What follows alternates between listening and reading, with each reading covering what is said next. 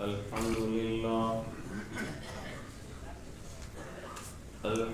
لله وكفى وسلام على عباده الذين اصطفى وصل وسلم على سيدنا المصطفى وعلى آله وأصحابه الهدى وقادة التقى اللهم آثرنا ولا تؤثر علينا اللهم جنبنا الفواحش ما ظهر منها وما بطن ومن الخطايا والزلل أعوذ بالله من الشيطان الرجيم بسم الله الرحمن الرحيم اتل ما أوحي إليك من الكتاب وأقم الصلاة إن الصلاة تنهى عن الفحشاء والمنكر ولذكر الله أكبر والله يعلم ما تصنعون صدق الله العظيم.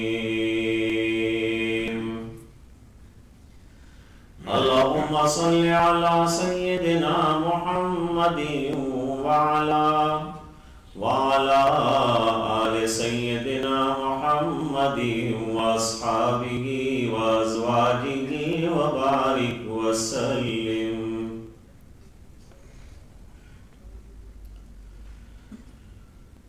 دو تین روز سے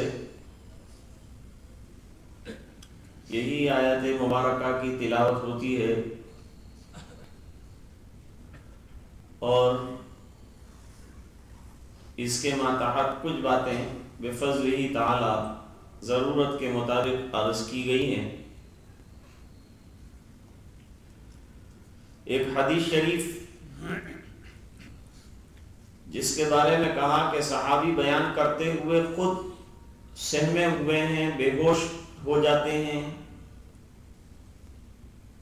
اور پھر ڈر ڈر کر اس کو بیان کرتے ہیں.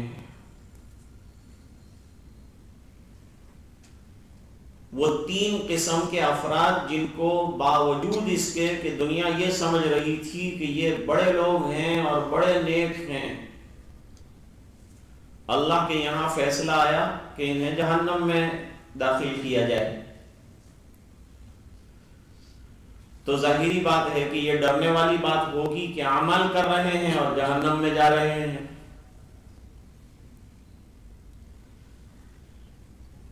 جن میں سے کل ایک کا تذکرہ ہوا تھا کہ جس نے قرآن کریم کا علم حاصل کیا، لوگوں میں رات دن اس کی نشر و اشاعت اور تبلیغ کی، اور اللہ کے دربار میں فیصلہ یہ آیا کہ تم نے جو کیا ہے وہ لوگوں کے لیے کیا، اللہ کے لیے نہیں کیا. یہاں رک کر ایک مسئلہ طے کرتے ہیں. نفاق کی دو قسمیں بیان کی. ایک ہے نفاق اعتقادی اور ایک ہے نفاق قولی و عملی.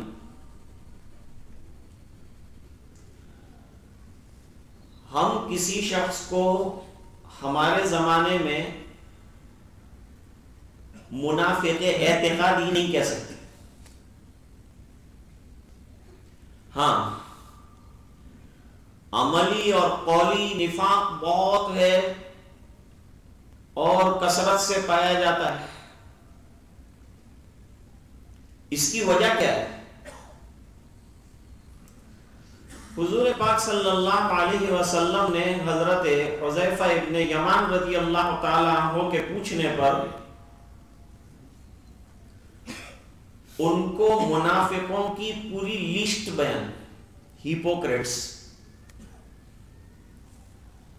نام گنوائے، یہ منافق ہے، یہ منافق ہے. لیکن سرکار کے دنیا سے جانے کے بعد اس طرح کا منافق کسی کو نہیں کہہ سکتے.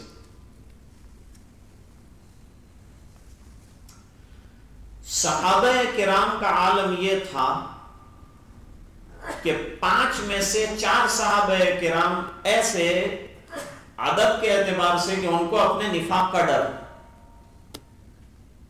کہ کہیں ہم منافق تو نہیں ہیں. ان کو اپنے نفاق کا اتنا ڈر رہتا تھا. اور ہم لوگ ایسے ہیں کہ ہم کو اپنے ایمان کا دعویٰ ہے, ہم پکے مسلمان ہیں, اور اس کے خلاف کوئی کہے گا تو ہم اس سے لڑنے کو تیار ہوں گے. لیکن صحابہ یوں کانپتے رہتے تھے کہ کہیں سرکار کی زبان سے حضرت حذیفہ کو ہمیں منافقوں کی فہرست میں تو نہیں لکھوایا. اب حضرت عمر رضی اللہ عنہ کا درجہ کتنا اونچا, افضل البشر بعد الانبیاء بلا تفریق حضرت ابو بکر رضی اللہ تعالیٰ عنہ کا مرتبہ. اس کے بعد صحابہ کرام فرماتے ہیں کہ ہمارے اندر یہ مسئلہ مجمعون علیہا متفقون علیہا تھا کہ ابو بکر کے بعد اگر کسی کا درجہ ہو سکتا ہے تو حضرت عمر رضی اللہ تعالیٰ عنہ کا درجہ ہو سکتا ہے, تقویٰ میں, طہارت میں, فضیلت میں, مرتبہ صحابیت میں. اور سرکار نے خاص طور پر ان کا تذکرہ فرمایا کہ میرے بعد اگر تم اتباع کرنا چاہتے ہو تو ابو بکر اور عمر رضی اللہ عنہما کی اتباع کرنا. لوگ کہتے ہیں بھئی یہ تراویح کی نماز کہاں سے ثابت ہے؟ تو دلیل میں لوگ بیان کرتے ہیں کہ حضرت عمر رضی اللہ تعالی عنہ نے اس کو جاری فرمایا تھا, اور خود حضور نے رمضان المبارک میں 3 راتوں میں اس کو پڑھا,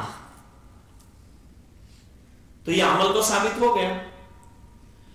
لیکن لگاتار نہیں پڑھتے رہے امت پر مشقت کے خوف سے کہ امت کہیں اپنے اوپر اس کو واجب سمجھ لے گی یا میرے زیادہ پڑھنے کی وجہ سے اسے لازم کر دیا جائے گا تو یہ ان کے لیے دشوار ہو جائے گا, تو تھوڑا حضور نے اس کو لائٹ کر دیا, امت کو مشقت نہ پہنچے اس خیال سے. اب حضرت عمر رضی اللہ تعالیٰ عنہ کے زمانے میں اس کو مرتب کیا گیا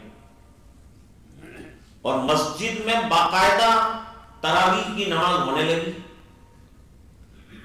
اب دلیل میں ہم لوگ یہ بیان کرتے ہیں علیکم بسنتی و سنت الخلفاء الراشدین المہدیین من بعدی عضوا علیہا بالنواجذ او کما قال علیہ الصلوۃ والسلام. سرکار نے فرمایا کہ تمہیں میرے طریقے کو اختیار کرنا لازم ہے. اگر تم اپنے آپ کو مسلمان کہتے ہو اور میری محبت کا اقرار کرتے ہو تو تمہیں میری اتباع کرنا لازم ہے, یعنی میری سنتوں کی پیروی کرنا لازم ہے. اور خلفائے راشدین کی سنت کو اختیار کرنا میرے بعد, گویا کہ خلفائے راشدین کے طریقے کو سرکار اپنی طرف سے ایک سرٹیفکیٹ دے رہے ہیں کہ ان کی باتوں پر عمل کرنا ایسا ہے جیسے کہ میری باتوں پر عمل کرنا. انہوں نے اتنا فالو کیا ہے مجھے کہ اب 1 انچ بھی ادھر سے ادھر جو ہے میری سنت سے یہ لوگ نہیں ہوں, یہ سنتوں کے ناشر ہیں خلفائے راشدین. دوسرے خلیفہ راشد جو ہیں وہ حضرت عمر رضی اللہ تعالی عنہ. اب ایک سوال ہوتا ہے کہ ہم یہ خلفاء کی سنت کو اختیار کیوں کریں, سرکار کی سنت کو چھوڑ کر خلفاء کی سنت کو کیوں اختیار کریں؟ تو اس کا جواب یہ ہے کہ وہ حدیث میں اس کا جواب ہے علیکم بسنتی و سنت الخلفاء الراشدین, اور ایک جگہ راشدین المہدیین. تو خلفائے راشدین مہدیین ہیں یعنی بالکل درست راستے پر ہیں اور ایسے راستے پر ہیں کہ جس میں گمراہی کا کوئی سوال نہیں. تو خلفائے راشدین کی اتباع کیوں کی جائے؟ اس لیے کہ وہ مہدیین ہیں، سرکار نے خود انہیں ہدایت یافتہ قرار دے دیا. تو اب ہدایت یافتہ کے پیچھے چلنے میں کیا تکلیف ہے؟ معلوم ہوا یہ حدیث حجت رہے. حضرت فاروق اعظم رضی اللہ تعالیٰ عنہ حضرت حذیفہ ابن یمان رضی اللہ تعالیٰ عنہ کے پاس تشریف لائے اور تشریف لا کر آپ نے بہت پوشیدگی میں ایک بات پوچھی. یوں کہا کہ حذیفہ مجھے یہ بتانا کہ تمہارے پاس منافقوں کی جو فہرست ہے اس میں کہیں میرا نام تو نہیں ہے؟ اتنا اولو العزم اور اتنا جلیل القدر صحابی، لیکن اس قدر اپنے نفاق کا ڈر ہے حضرت عمر رضی اللہ تعالیٰ عنہ. ہم لوگوں کو ذرا اپنے ایمان کی خیر منانا چاہیے اور ہمیں جو ہے اپنے ایمان کی خبرگیری کرنے کی ضرورت ہے. ڈرتے رہنا چاہیے، دعووں سے کام نہیں چلتا.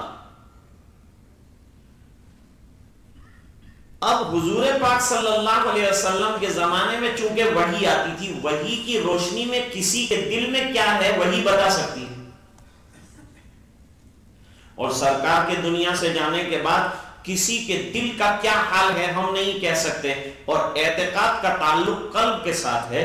اس بنا پر کسی کو منافق اعتقادی نہیں کہہ سکتے. ہاں، نفاق قولی اور عملی یعنی باتوں کے اندر دو رخاپن، عمل میں دو رخاپن، یہ پایا جاتا ہے اس زمانے میں کثرت کے ساتھ. حضرت عمر رضی اللہ تعالیٰ عنہ نے ایک سوال کیا تھا حضرت حذیفہ رضی اللہ تعالیٰ عنہ سے کہ تم ایک فتنے کے بارے میں جانتے ہو جو تموج و کموج البحر،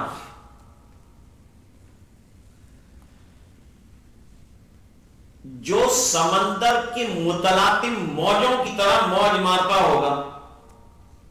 دوسری جگہ لفظ ہے کقطع من اللیل المظلم، جو شب دیجور کی طرح رات کی سخت جو اندھیری ہوتی ہے اس طرح کا گھناؤنا خطرناک فتنہ ہوگا.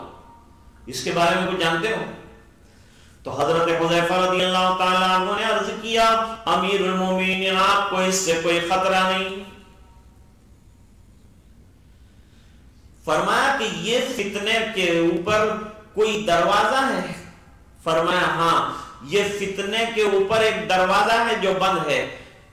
جب تک وہ دروازہ بند ہے وہاں تک فتنہ نہیں آئے گا، جب وہ دروازہ ختم کر دیا جائے گا تو فتنے آئیں گے. حضرت عمر رضی اللہ تعالیٰ عنہ نے پوچھا کہ یہ دروازہ کھولا جائے گا یا ٹوٹے گا؟ حضرت حذیفہ رضی اللہ تعالیٰ عنہ نے فرمایا کہ یہ دروازہ توڑ دیا جائے گا. حضرت حذیفہ رضی اللہ تعالیٰ عنہ کے شاگردوں نے کہا کہ حضرت عمر رضی اللہ تعالیٰ عنہ نے پوچھا نہیں آپ سے کہ یہ دروازہ ہے کون؟ فرمایا وہ جانتے ہیں کہ یہ دروازہ خود حضرت عمر رضی اللہ تعالیٰ عنہ ہے، جو فتنوں کے اوپر ایک بند دروازہ ہے. حضرت عمر رضی اللہ عنہ توڑا جائے گا کہ مانا شہید کر دیا جائے گا. اور آپ جانتے ہیں کہ دروازہ کھولیں تو بند کر سکتے ہیں، بند ہو تو کھول سکتے ہیں، لیکن اگر دروازہ بریک کر دیا جائے اور توڑ دیا جائے تو اس کے پھر بند ہونے کا کوئی سوال پیدا نہیں ہوتا. چنانچہ حضرت عمر رضی اللہ تعالیٰ عنہ کی شہادت کے بعد سے فتنوں کا زمانہ شروع ہوا اور اس کی کثرت حضرت عثمان رضی اللہ تعالیٰ عنہ کے زمانے میں ہوئی، اور وہ مختلف فتنے مختلف ناموں کے ساتھ اور مختلف عنوانوں کے ساتھ امت کو اس وقت بھی پریشان کر رہے ہیں. اب عنوان بدل گئے، وہاں عبداللہ ابن سبا تھا، پہلے عبداللہ ابن ابی تھا، وہ دوسرے فتنے تھے. پھر جیسے جیسے امت آگے بڑھی ویسے ویسے نئے نئے فتنے دین کا روپ لے کر اور اسلام کا قالب پہن کر اور دین کا لبادہ اوڑھ اوڑھ کر امت کو آزمائشوں میں مبتلا کرتے ہی رہتے ہیں. فتنے کا مطلب ہی آزمائش کے ہیں. تو بعد میں یہ کہہ رہا تھا کہ نفاق اعتقادی اور نفاق قولی و عملی. تو بھائی دنیا میں ایک آدمی اتنا اچھا عمل کر رہا ہو لیکن اس کے دل میں کیا ہے کوئی بتا سکتا ہے؟ دیکھیے ایک بات پیش آئی تھی.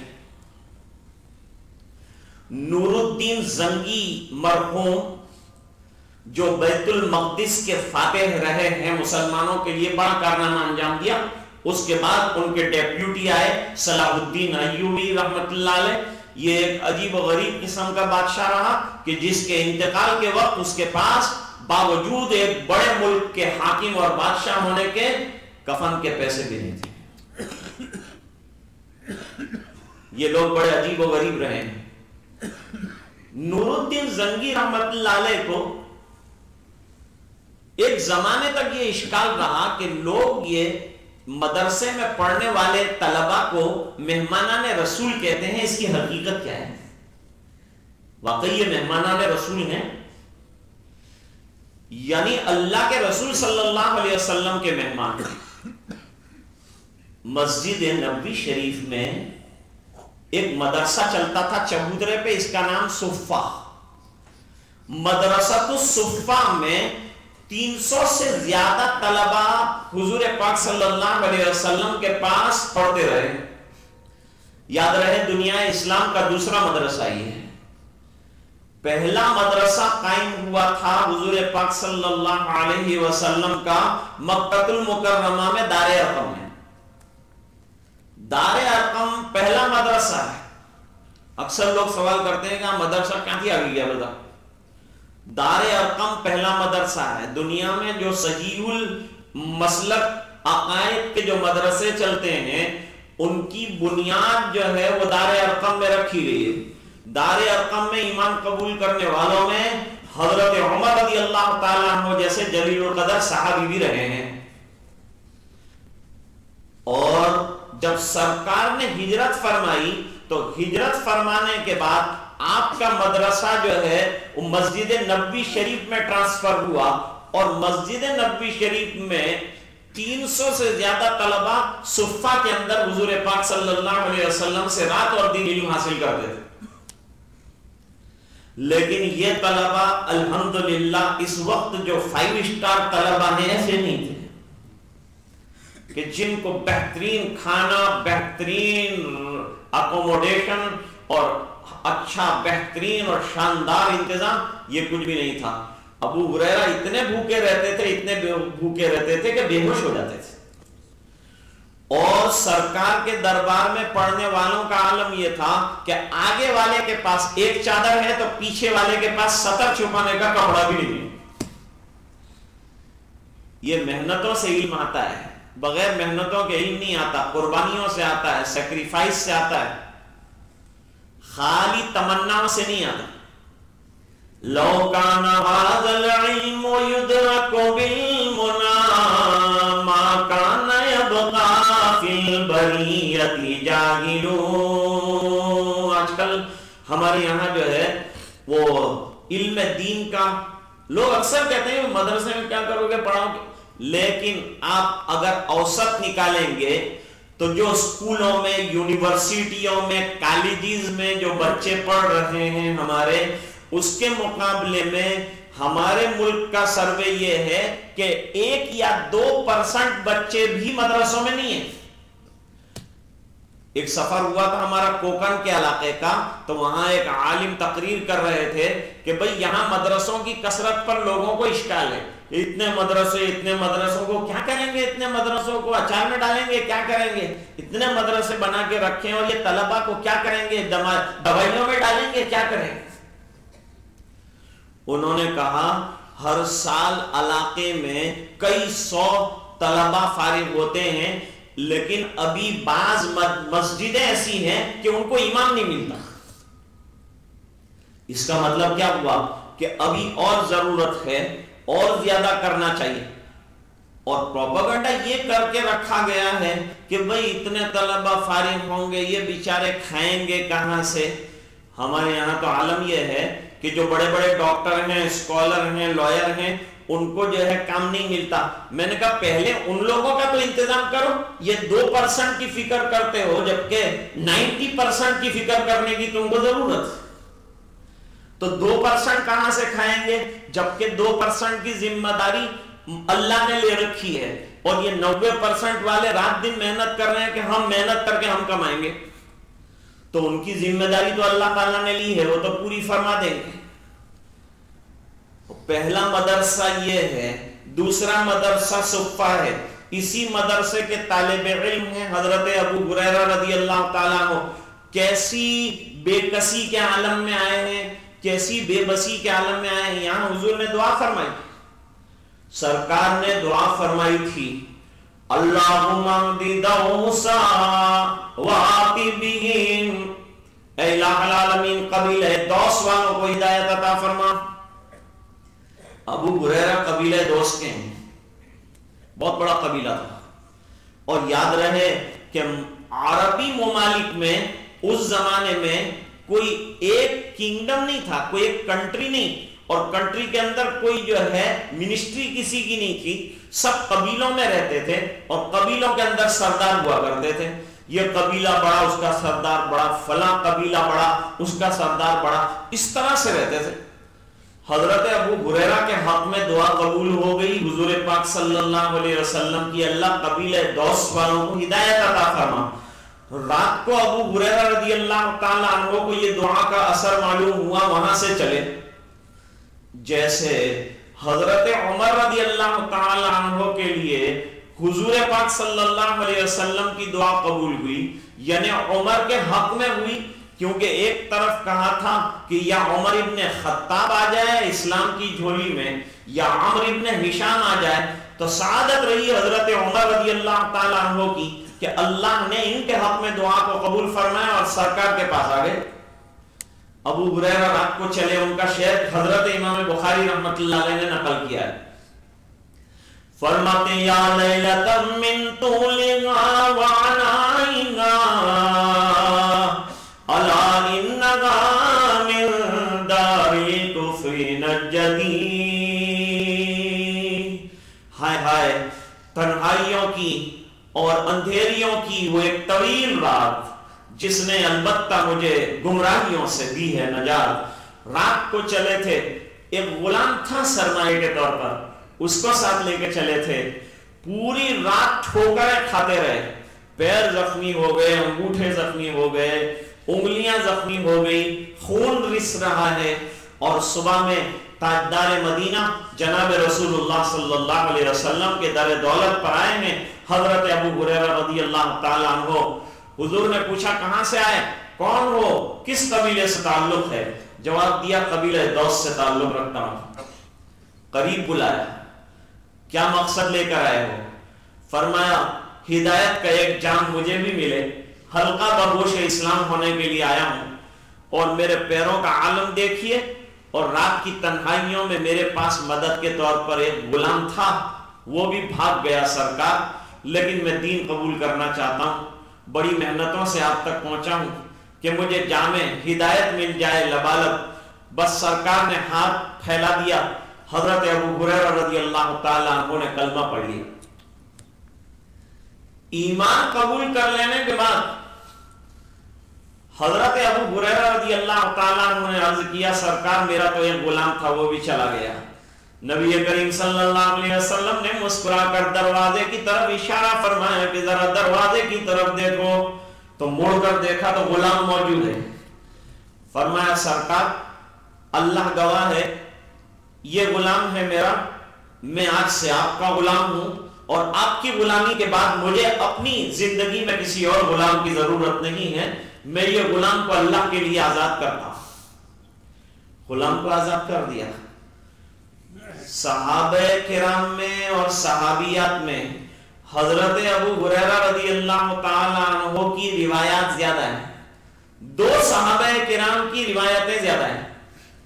مکثرین یا مکثرین فی الحدیث کتنے صحابہ کرام ہیں اس میں محدثین نے کلام کیا ہے، لیکن ایک ہیں حضرت عبداللہ ابن عمرو ابن عاص رضی اللہ تعالیٰ عنہما، یہ حضرت عمرو ابن عاص کے بیٹے ہیں، بڑے جلیل القدر صحابی ہیں، سرکار کے ارشادات لکھا کرتے تھے، احادیث لکھا کرتے تھے، اور دوسرے جن کے پاس روایتیں زیادہ ہیں، مکثرین فی الحدیث، وہ صحابہ کہلاتے ہیں اور وہ محدثین کہلاتے ہیں جن کے پاس 1000 سے زیادہ روایتیں یاد ہوں، جن کو 1000 سے زیادہ یاد ہیں۔ تو صحابہ کرام میں حضرت ابو ہریرہ رضی اللہ تعالیٰ عنہ کے پاس 1000 سے زیادہ روایت، حضرت انس رضی اللہ تعالیٰ عنہ کے پاس 1000 سے بھی زیادہ روایت، حضرت عائشہ رضی اللہ تعالیٰ عنہ کے پاس 1000 سے زیادہ روایت، حضرت ابو ہریرہ رضی اللہ تعالیٰ عنہ کے پاس 5374 روایتیں حضور پاک صلی اللہ علیہ وسلم کی موجود ہیں، جبکہ حضرت عائشہ رضی اللہ تعالیٰ عنہ کے پاس 2110 روایت۔ یہ ان کی محنتوں کا، تو لوگ اعتراض کرتے تھے، اعتراض کرنے والوں کے لیے تو کوئی، ان کے پاس تو کوئی جبڑ بندی ہے نہیں، کوئی قانون نہیں ہے، سب سے آسان کام دنیا کے اندر اعتراض کرنا ہے، سب سے مشکل کام جواب دینا ہے۔ اب کسی مفتی کو سوال کیجئے کہ فلان مسئلہ ایسا کیوں ہے، تو یہ کتاب دیکھے گا، وہ کتاب دیکھے گا، سوال پوچھنے والے کو کوئی کتاب نہیں دیکھنی پڑتی، جواب دیکھنے والے کو بہت سب کچھ دیکھنا پڑتا ہے اور حوالے دینے پڑتے ہیں، جب جا کر بیچارہ وہ جواب دیتا ہے۔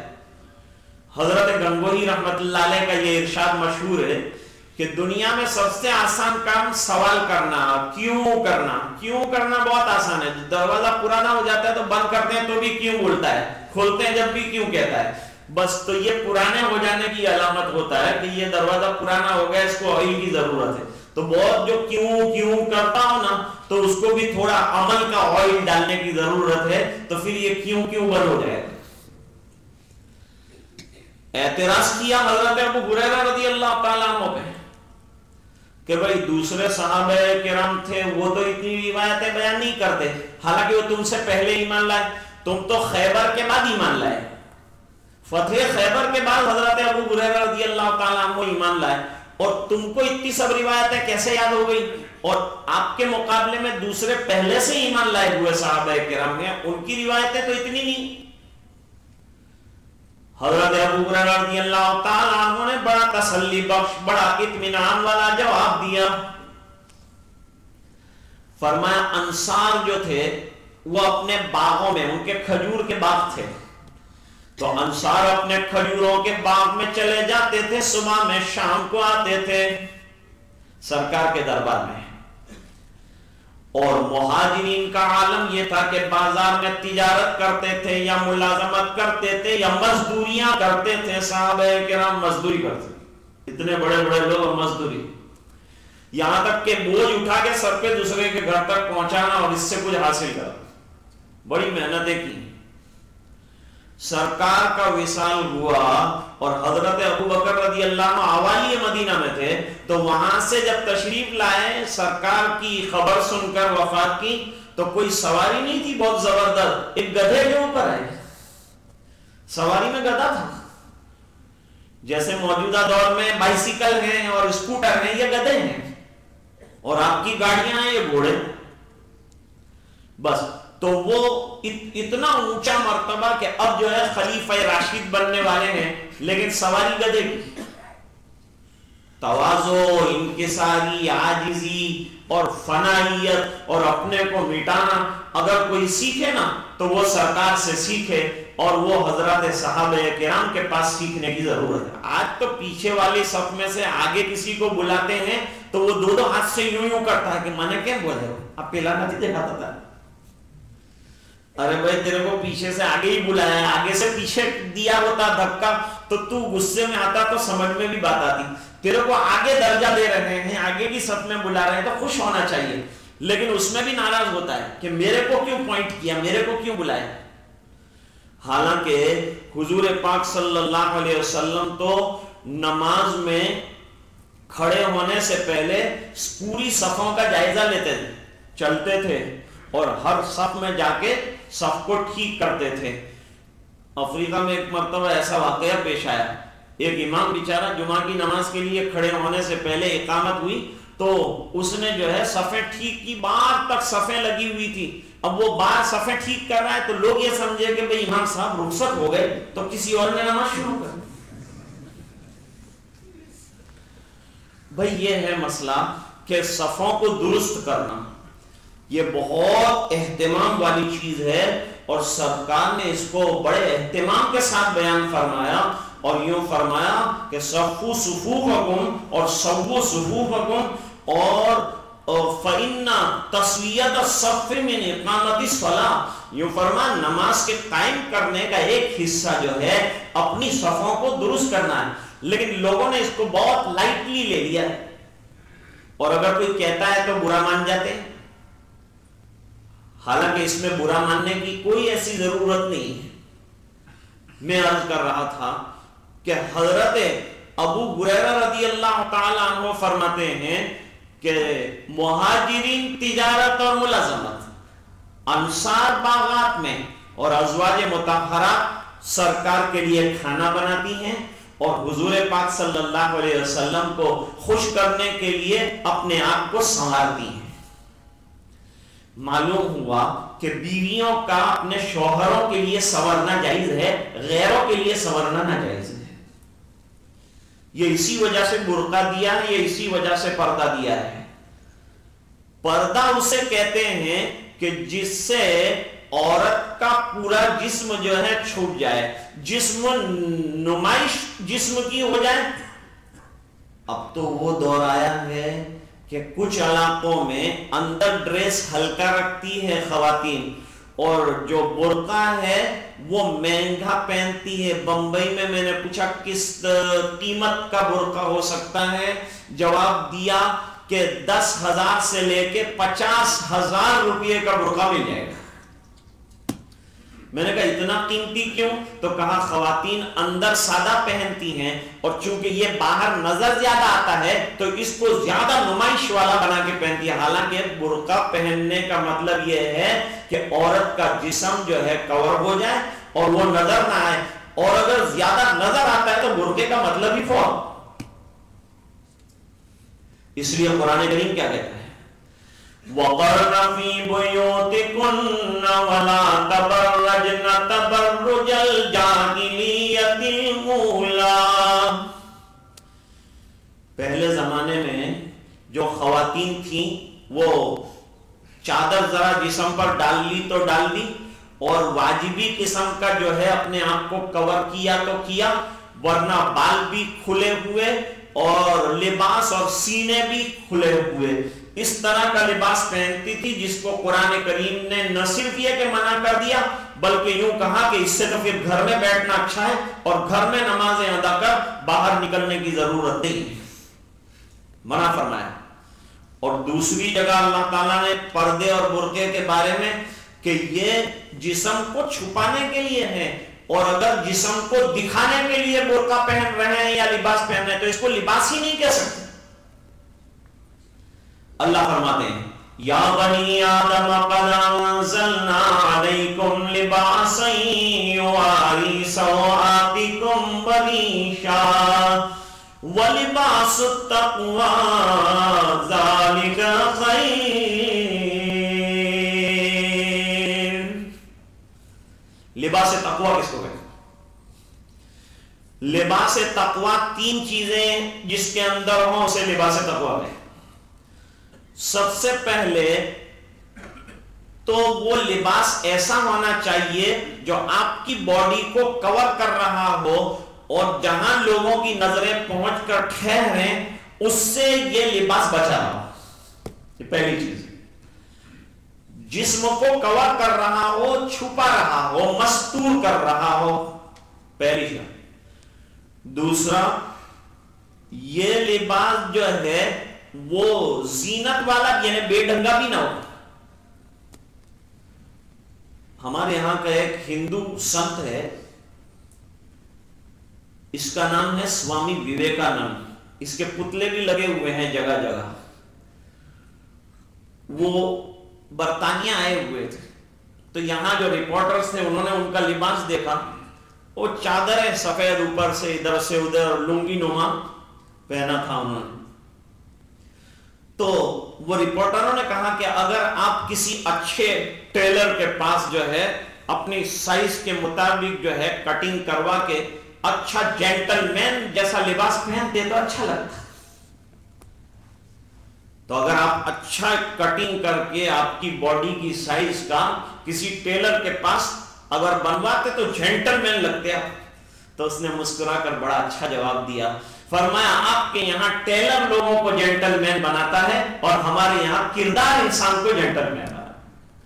آدمی جینٹل مین بنے گا اور اونچا بنے گا تو لباس سے نہیں بنے گا, ٹیلر نہیں بنائے گا, اخلاق بنائیں گے, اس کے پاس مینرز ہوں گے تو وہ اچھا انسان کہلائے گا.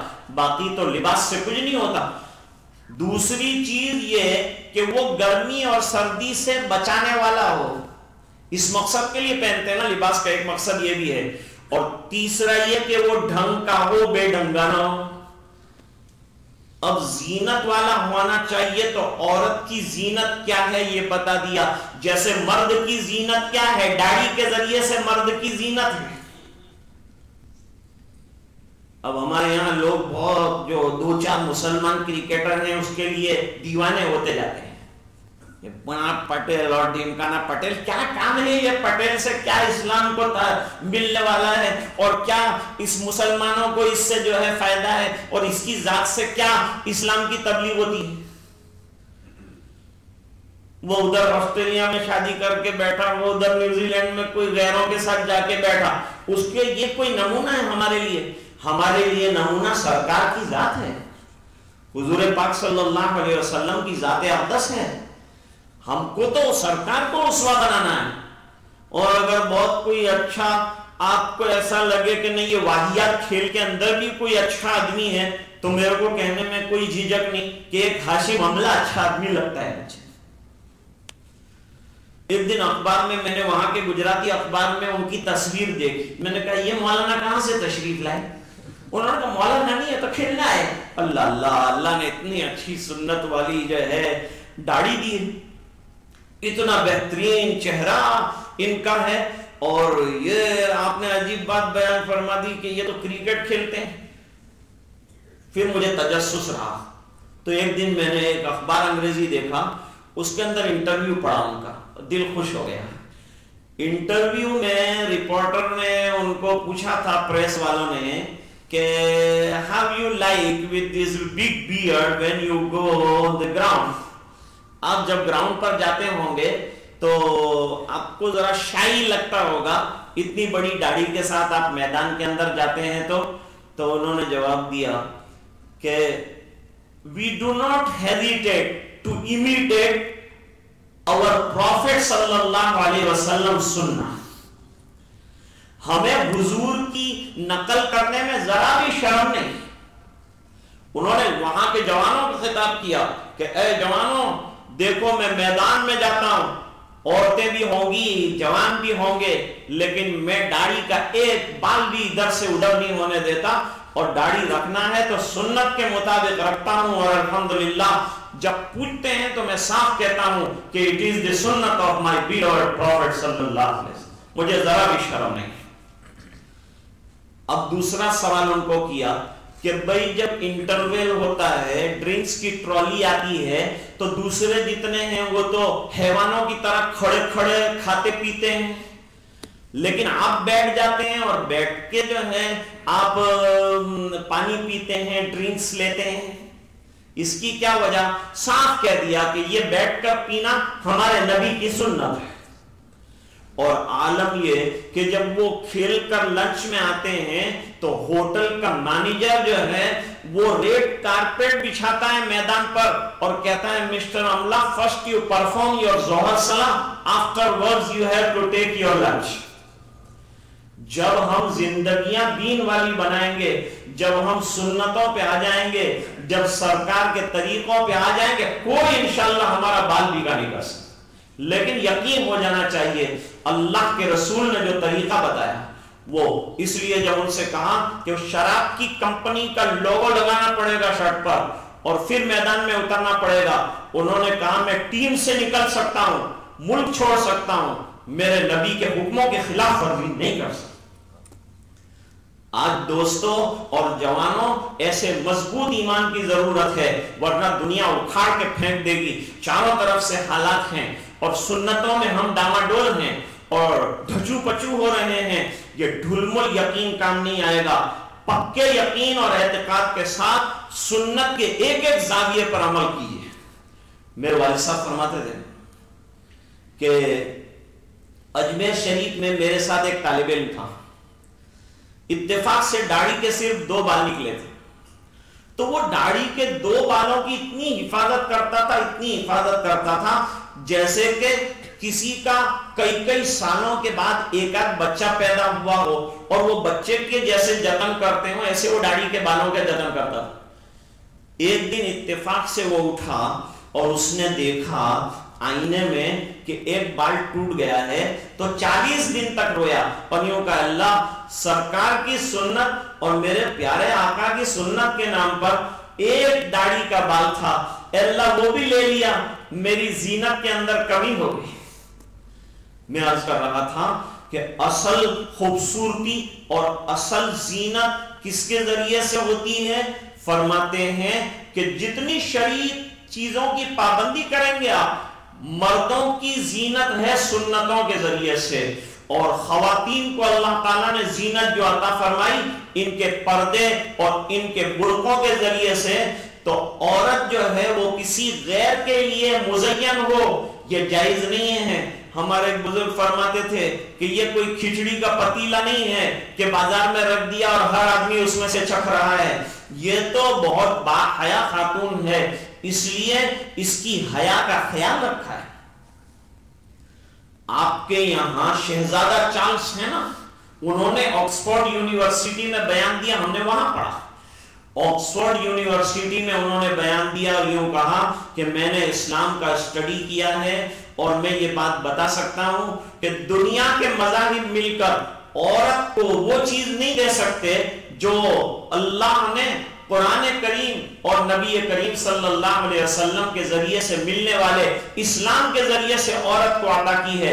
پوری دنیا مل کر وہ حیا اور وہ عزت اور وہ برقع اور وہ پردہ جو چھیننے پہ تلے ہوئے لوگ نہیں دے سکتے۔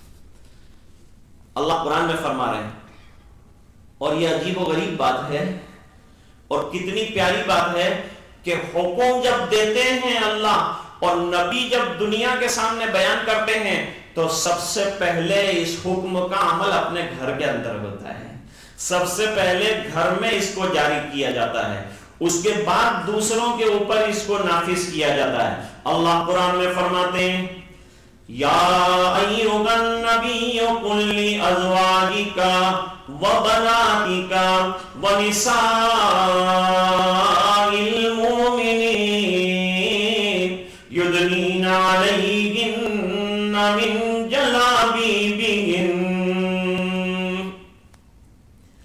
اب کوئی اعتراض کر سکتا ہے کہ خالی حکم پہ حکم دیتے جا رہے ہیں، کمانڈ پہ کمانڈ دیتے چلے جا رہے ہیں، لیکن کبھی مڑ کر سوچا ہے اس پر عمل بھی ہو سکتا ہے کہ نہیں ہو سکتا؟ اللہ فرماتے ہیں نبی اپنی ازواج سے فرمائیے، اس کے بعد فرمایا اپنی بیٹیوں سے فرمائیے، اور بیٹی کا عالم یہ کہ عمل کتنا زبردست کیا ہے، حضرت فاطمہ رضی اللہ تعالیٰ عنہ نے کتنا زبردست عمل کیا۔ اندازہ لگائیے اس بات سے کہ جب دنیا سے جا رہی ہے تو فرمایا رات کو دفنا دینا، اور جب قبر میں اتارے تو میری قبر کے اوپر چادر گھسیٹ لینا اور چادر سے سایہ کر دینا تاکہ میری ناش پر کسی غیر محرم کی بھی نظر نہ پڑنے پائے۔ اب پردے کے بعد میں اس قدر عمل زبردست ہے حضرت فاطمہ رضی اللہ تعالیٰ عنہ کا۔ ایک دن سوال کیا تھا سرکار نے، سوال یہ کیا تھا کہ یہ بتاؤ کہ مردوں کے لیے بہتر کیا ہے اور عورتوں کے لیے بہتر کیا ہے، مردوں کے واسطے کیا اچھا اور عورتوں کے واسطے کیا اچھا۔ اب صحابہ کرام ایسے موقع پر خاموش ہو جاتے ہیں، کچھ بولتے نہیں، یہ سوال دل میں لے کر چلے گئے۔ حضرت علی رضی اللہ تعالیٰ عنہ بے قرار ہیں گھر میں، حضرت فاطمہ رضی اللہ تعالیٰ عنہ نے سوال کیا کیا بات ہے میرے سرکار، بہت زیادہ بے قراری ہے، کوئی بات ہوئی سرکار کے دربار میں کا ایک سوال پوچھا، تمہارے ابا جان نے جواب ملتا نہیں اس لیے بے چین ہوں۔ کیا سوال پوچھا ابا جان نے؟ کہا تمہارے ابا جان نے یہ سوال کیا مردوں کے لیے بہتر کیا ہے، عورتوں کے لیے بہتر کیا ہے؟ فرمایا اتنا آسان سوال کا جواب نہیں دیا تم نے، سرکار کی بیٹی کو اللہ نے کتنا علم عطا فرمایا، فرمایا اتنا آسان جواب نہیں دیا۔ مردوں کے لیے سب سے بہتر یہ ہے کہ ان کی نظر کسی غیر محرم پر نہ پڑے، عورتوں کے لیے سب سے بہتر یہ ہے کہ کسی غیر محرم مرد کے اوپر ان کی نظر نہ پڑے، مرد کے لیے یہ بہتر ہے، عورت کے لیے یہ بہتر ہے۔ دوسرے دن حضرت علی رضی اللہ تعالیٰ عنہ نے جواب نقل کیا، فرمایا میری بیٹی نے بالکل سچ بات کہی، مردوں کے لیے سب سے عمدہ کام اپنی نگاہوں کی حفاظت ہے، عورتوں کا سب سے بڑا کام اپنی نگاہوں کی حفاظت اور پاک دامنی۔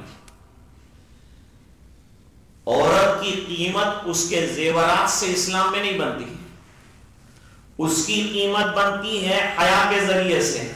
اس کے پاس اگر لباس حیا ہے، اگر اس کے پاس جادہ حیا ہے، اس کے پاس حیا کا دوپٹہ موجود ہے تو یہ اسلام کی نظر میں قیمتی ہے، ورنہ اس کی کوئی حیثیت نہیں۔ بات تھوڑی دور چلی گئی۔ حضرت ابو ہریرہ رضی اللہ تعالیٰ عنہ نے فرمایا کہ میں ایک ایسا انسان تھا کہ نہ بازاروں میں جاتا ہوں، نہ کھیتی ہے میری، نہ میرے باغات ہیں، اور نہ میرے پاس کوئی ازواج ہیں، اس لیے میرا سب وقت گزرتا ہے تو دربار رسول میں گزرتا ہے، سب وقت گزرتا ہے تو مدرسے میں گزرتا ہے، اور ادھر سرکار بات کریں ادھر میں سینے میں محفوظ کروں، ادھر ارشاد فرمائیں میں اس پر عمل کرنے کی کوشش کروں۔ جب رات اور دن میرا عالم یہ رہا تو ظاہری بات ہے کہ تمہارے مقابلے میں میری روایتیں زیادہ ہی ہوں۔ رہ گئی عبداللہ ابن عمرو ابن عاص رضی اللہ عنہما کی روایات ابو ہریرہ سے زیادہ تھی، وہ کیوں نہیں چلی؟ تو وہ پھر کبھی مدرسے آپ آئیں گے جب سمجھاؤں گا۔ آج تو وہ واقعہ جو ہے وہ میں ذکر کرنا چاہتا تھا کہ نور الدین زنگی رحمت اللہ علیہ کو یہ اشکال رہتا تھا کہ یہ طلباء کو لوگ کہتے ہیں مہمان رسول، یہ مہمان رسول واقعی ہیں بھی یا ایسے ہی کہتے ہیں؟ دوسرا اشکال ان کو یہ رہتا تھا کہ سرکار کا دیدار خواب کے اندر ہو سکتا ہے کہ نہیں، سرکار کی زیارت خواب کے اندر ممکن ہے کہ نہیں، اور آپ صلی اللہ علیہ وسلم کے دیدار سے مشرف ہو سکتے ہیں کہ نہیں۔ اب یہ مسئلہ تو حدیثوں میں بیان فرمایا کہ من رآنی فی المنام فقد رآنی، رواہ البخاری و مسلم۔ مسلم میں اور بخاری شریف دونوں میں یہ روایت ہے تھوڑے سے الفاظ کے فرق کے ساتھ کہ جس نے مجھے خواب میں دیکھا اس نے مجھے ہی خواب میں دیکھا۔ فإن الشیطان لا یتمثل بی، شیطان میری شکل میں متشکل ہو ہی نہیں سکتا، یہ طاقت اللہ نے اس کو دی ہی نہیں ہے، یہ بات تو طے ہے۔ لیکن اس سے آگے بڑھ کر دوسری روایت حضرت امام بخاری رحمۃ اللہ علیہ نے ذکر فرمائی ہے، وہ یہ ہے کہ من رآنی فی المنام فسیرانی فی الیقظہ، کہ جس نے خواب میں مجھے دیکھا ہے ان قریب وہ مجھے بیداری کے عالم میں دیکھے گا۔ یہ تو بہت بڑی بات فرمائی۔ حضرت شیخ الاسلام حضرت مولانا حسین احمد مدنی رحمت اللہ علیہ مسجد نبوی شریف کے پاس جو ہے سبق پڑھا رہے تھے حدیث شریف کا۔ روایت آگئی، من رآنی فی المنام فسیرانی فی الیقظہ، جس نے مجھے خواب کے عالم میں دیکھا اور زیارت کی تو ان قریب وہ جو ہے بیداری کے عالم میں مجھے دیکھے گا۔ اب بیداری کے عالم میں سرکار کو کیسے دیکھ سکتے ہیں؟ آپ کو بھی اشکال ہو رہا ہوگا، تو وہ طلباء کو بھی اشکال ہوتا ہے، طلباء نام ہی اشکال کا ہے، اور نہ تو اسے طالب علم ہی نہیں کہتے۔ تو طلباء نے اعتراض کیا کہ حضرت یہ سمجھ میں نہیں آتا، تو اب محدثین نے اور شارحین نے جو جوابات دیے ہیں حضرت نے وہ جواب دینا شروع کیا، لیکن جب ملا باشد کے چپ نہ شود تو ایک سوال کا جواب دیا تو اس پر اعتراض کیا، اس پر اعتراض کیا، اس پر اعتراض کیا، بات کسی طرح سے جمتی نہیں. غصے میں آ گئے. حضرت مدنی رحمت اللہ علیہ نے مڑ کر روضہ رسول کی طرف دیکھا. جب وہاں دیکھا تو چونکہ استاد دیکھ رہا ہے اس لیے جتنے شاگرد تھے انہوں نے بھی دیکھنا شروع کیا. جیسے ہمارے یہاں شادی ہوتی ہے اور بیان ہو رہا ہوتا ہے تو اتنی اچھی حدیثیں بیان کر رہے ہیں مولانا، لیکن دولہا وہ بڑا لخلخا اور گلدستہ لے کے آتا ہے، اس کو دیکھنے میں لوگ لگ جاتے ہیں. یہ حدیث نہیں سنتے، قرآن سننا چھوڑ دیا. میں نے کہا اس کو دیکھو، پھر شاید کبھی دیکھنے کا موقع نہ ملے. یہ کہاں جانے والا ہے؟ یہ تو آ کے یہیں بیٹھنے کا ہے، اس کو کیا دیکھنا ہے؟ جو پہلے سے اتنی قیمتی باتیں ہو رہی ہے وہ سننا، اس کا ادب نہیں، اور اس کو دیکھ رہے ہیں. اب سب طلبہ ادھر دیکھ رہے ہیں. دیکھنے والوں نے دیکھا کہ روضہ رسول کی جگہ سرکار تشریف فرمائے اور سرکار کو دیکھ رہے ہیں طلبہ. ایک عرصے تک دیکھتے رہے. کہاں بیداری اور کھلی آنکھوں کے ساتھ دیدار رسول. اساتذہ کیسے رہے کامل، ہمارے مشائخ کیسے کامل رہے. ان کے کمال کو پھر بھی کوئی یوں کہے کہ ان کو سرکار سے محبت نہیں تھی تو یہ تصرف کہاں سے آیا اور یہ کمال کہاں سے آیا کہ اعتراض کا عملی جواب یہ کہ خود جو ہے بیداری کے عالم میں طلبہ کو دکھایا. خود تو دیکھتے تھے لیکن طلبہ کو دکھایا. ایسے اللہ والے رہے کہ فرماتے ہیں خالی ذرا مجھے غنودگی اور ذرا سا جھونکا آتا ہے اس میں بھی سرکار کا دیدار مجھے ہوتا ہے. ایسے بھی اللہ کے بندے. اور کچھ اللہ کے بندے ایسے ہیں کہ ان کے یہاں جا کے کہو کہ حضرت مجھے جو ہے سرکار کا دیدار ہو جائے تو وہ ایک تھپڑ رسید کرتے تھے کہ جا کمینے سرکار کے دیدار کی بات کرتا ہے. کہتے ہیں تھپڑ کیا پڑی کہ رات کو سرکار کا دیدار ہو جاتا. یہ تھپڑ نے اللہ نے کمال پیدا کر دیا تھا. ہم تو کسی کو تھپڑ مارے تو ہم ہی فارغ ہو جائیں گے، لیکن وہاں یہ کہ تھپڑ ماری تو اس کو دیدار رسول نصیب ہو گیا. فرماتے ہیں ایک عرصے تک دیکھتے رہے طلبہ. حضرت نے فرمایا بھائی پڑھو گے سبق آگے یا دیکھتے ہی رہو گے؟ ایک دم چونک گئے. کہا آپ کوئی جواب کی ضرورت ہے؟ فرمایا سب جوابوں کا جواب تو آپ نے جو ہے شنیدہ کہ گوت مانند دیدہ، پہلے جو ہے شنیدہ نہیں تھا، آپ تو دیدنی کر کے دے دیا. تو ایسے پریکٹیکل تھے ہمارے علماء. تو یہ بات تو طے تھی، لیکن نور الدین زنگی مرحوم کو بیچاروں کو بادشاہ تھے، ایک خیال تھا کہ کسی کو اب ہوتا بھی ہے خواب میں دیدار سرکار کا کہ نہیں ہوتا. یہ بات سوچ رہے تھے. ایک دن بڑا عجیب واقعہ پیش آیا. واقعہ ایسا پیش آیا کہ دونوں ہی اشکال ختم ہو گئے. دونوں اشکال ختم ہو گئے. جہاں حکومت کر رہے تھے وہاں ایک مدرسہ چل رہا تھا علاقے میں، اور وہ مدرسے کے اندر طلبہ، پہلے کھانے کا بھی انتظام اتنا اچھا نہیں ہوتا تھا، مل گیا تو کھا لیا. میرے والد صاحب فرماتے کہ اجمیر میں پڑھتا تھا تو کھانے کا کوئی انتظام نہیں تھا، مزدوری کرنی پڑتی تھی اور پھر جو ملتا تھا اس سے جو ہے گزر اوقات. تسبیح بناتے تھے تسبیح، اور وہ تسبیح کے ذریعے سے جو ملتا تھا اس کے ذریعے سے اپنا گزر اوقات کرتے تھے، اور باقی جو وقت ملتا تھا اس میں جا کے مدرسے کے اندر پڑھتے تھے. فرماتے ہیں میں گڑ کی ٹکیاں بناتا تھا اور مزار شریف کی سیڑھیوں کے اوپر جو ہے بیٹھ کر اسے فروخت کرتا تھا. روزانہ گڑ پاپڑی بناتے تھے اور فروخت کرتے تھے، اور جس کی طرف سے بناتے تھے وہ مزدوری دیتا تھا. اس طرح سے علم حاصل کیا. سید شریف جرجانی رحمت اللہ علیہ نے لکھا ہے، بڑے آدمی ہیں، بڑے علماء میں سے، کہ بعض محدثین حدیثوں کے لیے سفر کرتے رہے تو ایک ایک محدث نے 8,000 میل کا پیدل سفر کیا ہے حدیثوں کے لیے. اس لیے ابراہیم ابن ادہم رحمت اللہ علیہ فرماتے تھے کہ قدر کرو یہ حدیث والوں کی، یہ محدثین کی قدر کرو، اس بنا پر کہ ان کے چلنے پھرنے اور حدیث کی جستجو اور طلب نے تو دنیا سے بڑے بڑے فتنوں کو ختم کیا ہے. ان کے چلنے کی برکت سے اللہ تعالیٰ فتنوں کو ختم فرماتے ہیں.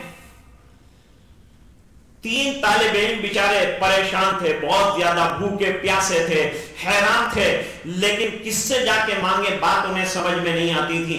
بڑا طالب علم تھا، اس نے چھوٹے سے کہا کہ تو جا کر کے ذرا بادشاہ کے دربار میں کچھ جا کر لیا، کسی وزیر سے جا کر درخواست کر، پیٹ پالنے کے لیے کچھ مل جائے، ذرا ریکویسٹ کر جا کر۔ بیچ والا جو تھا اس نے کہا میں تو جانے کا نہیں، مجھے تو شرم آتی ہے کسی کے سامنے ہاتھ پھیلانا، اور وہ بھی اپنے پیٹ کے لیے، بہت زیادہ بےہودہ بات ہے اور طلب علم کی شان کے خلاف ہے، شان استغنا کے خلاف ہے، اس بنا پر میں تو نہیں جاؤں گا۔ اس زمانے میں طلبہ بھی ایسے ہوتے تھے۔ سب سے چھوٹا جو تھا اس کو انسسٹ کیا کہ تیرے کو جانا پڑے گا، وہ بیچارہ کمزور تھا، اس نے کہا ٹھیک ہے میں جاتا ہوں۔ کہاں جاؤں گا؟ بادشاہ کے دربار میں جا کے کہے کہ یہ حال ہے، تمہارے مدرسے میں پڑھنے کو طلب آئے ہیں اور بھوکوں مر رہے ہیں، تو کچھ تو انتظام کرو۔ اللہ نے وہ چھوٹے کو بھی ایک سمجھ دے دی۔ وہ چھوٹا بادشاہ کے دربار میں جانے کے بعد سب بادشاہوں کے بادشاہ کے دربار یعنی مسجد میں چلا گیا۔ رات کا وقت ہے اور 2 رکعت نماز پڑھی صلاۃ الحاجت، اور ہاتھ اٹھا کر دعا کر رہا ہے کہ اللہ وہ بادشاہ کے دربار میں جا کے ذلیل ہونا، اس سے تو پھر تیرے گھر میں آنے والا ذلیل نہیں ہوتا، تو میں تو تیرے دربار میں بھیک مانگتا ہوں۔ وہ میرے 2 بھائی جو ہیں وہ مجھے زبردستی وہاں بھیجنا چاہتے تھے، اے اللہ میں وہاں نہیں گیا، مجھے شرم آ رہی تھی کسی انسان کے سامنے ہاتھ پھیلاؤں، اور چونکہ تو نے تو ہاتھ پھیلانے کا حکم دیا ہے اور تو نے تو مانگنے والوں کو دینے کا وعدہ کیا ہے، تو تیرے دربار میں بے عزتی نہیں ہے، اس لیے میں تجھ سے مانگنے آیا ہوں۔ تیرے دین کو سیکھنے کے لیے آئے ہیں اور بھوکے مر رہے ہیں، تو غیب سے تو ہی انتظام فرما، خزانے تو سب تیرے ہاتھ میں دستے قدرت میں ہے۔ کہتے ہیں یہاں یہ دعا کر رہے ہیں، وہاں نور الدین زنگی مرحوم سوئے ہوئے ہیں، رات کو خواب آیا اور خواب میں سرکار تشریف لائے، اور سرکار نے کہا تیرے شہر میں میرے 3 مہمان بھوکے مر رہے ہیں اور تو آرام سے سویا ہوا ہے، اور یہ تینوں کی شکلیں بتائی، اور ان میں سے چھوٹا فلان مسجد کے اندر جو ہے دست بدعا ہے، رو رو کے اللہ سے مانگ رہا ہے، اور تو یہاں آرام سے سویا ہوا ہے، تو تجھے کچھ کرنا چاہیے، اٹھ جا اور ان کا انتظام کر۔ مسئلہ حل ہو گیا۔ ادھر مہمان رسول قرار دیا حضور نے وہ طلبہ کو، اور دیدار رسول بھی ہوا، دعا وہاں کر رہا ہے، دیدار سرکار کا یہاں ہو رہا ہے۔ اب اٹھ کے فوراً بیٹھ گیا، فوراً دربار طلب کیا، کوٹ والوں کو بلایا، فلان مسجد میں جاؤ، دروازہ کھٹکھٹاؤ۔ وہاں گئے، دروازہ کھٹکھٹایا، کھولا دروازہ، ایک طالب علم رو رو کر دعا میں مصروف ہے، دستک دی، ہاتھ ذرا اس کو ہلایا، کندھے پر ہاتھ پھیرا، کہا بادشاہ نے بلایا ہے، کہا میں نے کوئی گناہ نہیں کیا، کوئی جرم نہیں کیا، مجھے بلا کر کیا کریں گے بادشاہ؟ کہا وہ میں نہیں جاتا، میں تجھے لے جاؤں گا، تجھے جانا پڑے گا۔ تیرے دوسرے ساتھی کہاں ہیں؟ وہ بیچارے مدرسے میں بھوکے پیاسے سو رہے ہیں، ان کا کوئی قصور نہیں۔ کہا وہ ہم نہیں جانتے، بادشاہ نے بلایا، فوری طور پر جانا پڑے گا۔ تینوں کو کلیکٹ کیا اور کلیکٹ کر کے بادشاہ کے سامنے لے جا کر کھڑا کیا۔ چہرے سرکار نے رات کو دکھائے تھے، وہ تینوں چہروں کو دیکھا تو تخت سے اچھلا، تینوں کو سینے سے لگایا، پیشانی پر بوسہ دیا اور فرمایا تم وہ ہو کہ تمہاری برکت سے میرے 2 مسئلے حل ہو گئے، دیدار رسول بھی ہو گیا اور تمہارا مہمان رسول ہونا بھی ثابت ہو گیا۔ یہ ہے وہ طلبہ کی داستان۔ یہ نور الدین زنگی رحمت اللہ علیہ کے زمانے میں انہوں نے ایک خواب دیکھا بڑا عجیب و غریب، لیکن آج 8:52 ہونے والے ہیں، اب چونکہ وقت ادھر بھی کم ہوتا چلا جا رہا ہے، اگر یار زندہ صحبت باقی زندگی ہے تو کل انشاءاللہ تفصیل عرض کریں گے۔ اللہم صلی علی سیدنا محمد وعلى آل سيدنا محمد صلاة تنجينا بها من جميع الأحوال والآفات وتقضي لنا بها جميع الحاجات وتطهرنا بها من جميع السيئات ترفعنا بها عندك أعلى الدرجات تبلغنا بها أقصى الغايات من جميع الخيرات في الحياة وبعد الممات إنك على كل شيء قدير يا حي يا قيوم برحمتك نستغيث أصلح لنا شأننا كله ولا تكلنا إلى أنفسنا طرفة عين یا ذا الجلال والاکرام یا ارحم الراحمین۔ اے اللہ ہمارے گناہوں کو معاف فرما، کوتاہیوں سے درگزر فرما، اپنا فضل اور کرم شامل حال فرما، رحم کے کرم کے فیصلے فرما۔ اے الہ العالمین، تو نے اپنے فضل سے ہمیں اس مہینے تک پہنچایا، یہ محض تیرا کرم تھا، تیرا فضل تھا کہ اس کی برکت سے ہم لوگوں کو یہ مہینہ ملا۔ اے اللہ، جب یہ مہینہ اپنے فضل سے تو نے عطا فرمایا تو اب اس کی قدردانی بھی عطا فرما دے، اور اللہ اس کی قدر یہ ہے کہ اس کے اوقات کثرت سے تلاوت میں گزرنے والے بنا دے۔ اللہ تیری یادیں کثرت سے نصیب فرما دے، اللہ گناہوں سے اجتناب عطا فرما دے، اللہ برائیوں سے بچنے والا بنا دے، اللہ پوری زندگی گناہوں کی نفرت ہمارے دل میں جاگزین کر دے۔ اے اللہ، نیکیوں کی جستجو اور نیکیوں کا عشق ہمارے اندر پیدا فرما دے۔ اے اللہ، نیکیوں سے محبت عطا فرما دے، اللہ نیکیوں کی طرف لپکنے والا اور دوڑنے والا بنا دے۔ اے اللہ، سرکار کی اتباع زندگی اور زندگی کے ہر موڑ پر نصیب فرما، زندگی کے ہر شعبے میں نصیب فرما۔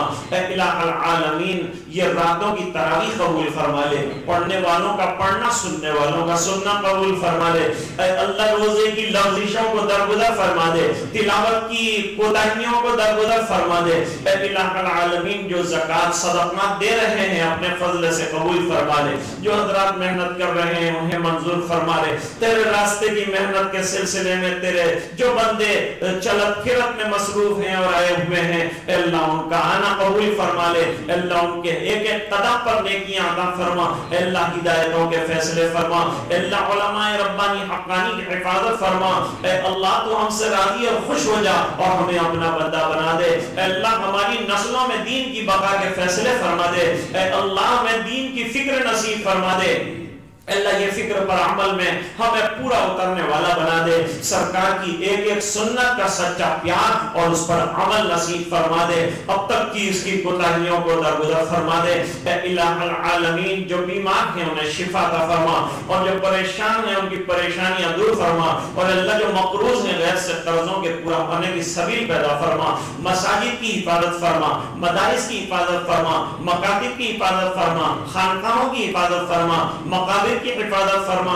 اے اللہ، جو مساجد کے کام انجام دے رہے ہیں، ذمہ داریاں نبھا رہے ہیں اور اسے سنوار رہے ہیں، سجا رہے ہیں، ہمارے لیے انتظام کر رہے ہیں، اے اللہ ان کو ہمتیں عطا فرما، آپس میں محبتیں عطا فرما۔ اے اللہ، ہم میں ایک اور نیک ہمیں بنا دے، جوڑ پیدا فرما دے، ہر قسم کے خلفشار سے پوری ملت اسلامیہ کی حفاظت فرما، اور دنیا سے ظلم و ستم کو ختم فرما کر امن و امان کے پھریرے لہرا دے، ایمان کا بول بالا فرما دے، اہل اسلام کا بول بالا فرما دے، ہمیں با اخلاق با حیا بنا دے، بے حیائیوں سے حفاظت فرما دے۔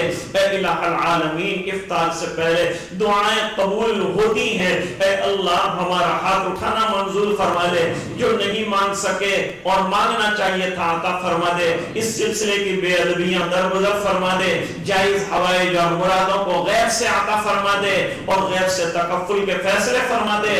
اے الہ العالمین، پورے بجنے کی مغفرت فرما دے۔